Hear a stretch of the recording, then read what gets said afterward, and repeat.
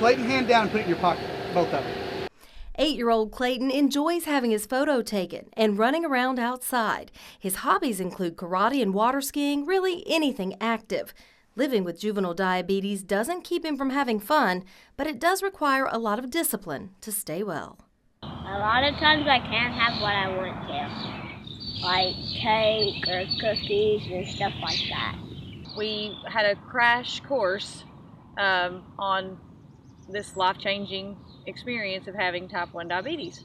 Clayton was diagnosed with type 1 diabetes at the age of 5. The disease keeps his body from producing insulin, which moves glucose, a type of sugar, through his body for fuel. Without insulin, sugar builds up in the bloodstream, causing organ damage. It's kind of like a death sentence. We were uneducated about type 1 diabetes. We didn't have any reason to know anything about type 1 diabetes. So when I think the initial shock was, this is the end of his life. Clayton's pediatrician referred the family to Children's Hospital and pediatric endocrinologist Dr. Carmen Tapiador.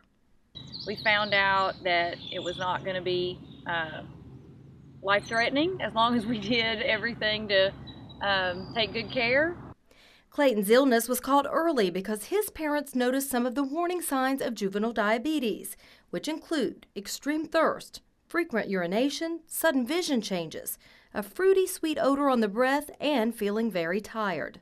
We knew that we couldn't fix it alone. We had to have Dr. Tapiador and Children's to help us get there, and they've done a wonderful job. And we've talked over and over how blessed we are to be in Knoxville, to be right here at Children's.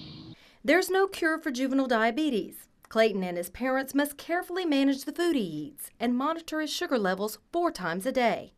Breakfast, lunch, dinner, and before bed. He didn't have to change so much about his diet, but it's a lot about counting the carbs that he has and making sure he has the right amount of insulin for the food that he does take in. Clayton explains how an insulin pump helps keep his blood sugar levels regulated. And it sends it to the pump and goes into your body, instead of a shot where you have to measure it out and everything. Clayton continues to have regular checkups in the Children's Hospital outpatient clinic, and his parents consider the team of doctors, nurses, nutritionists, and child life specialists all part of an extended family. They all have one goal in mind: keeping their little boy happy and healthy.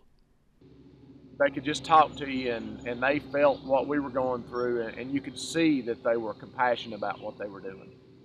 Preferred by kids, trusted by parents, staffed by experts.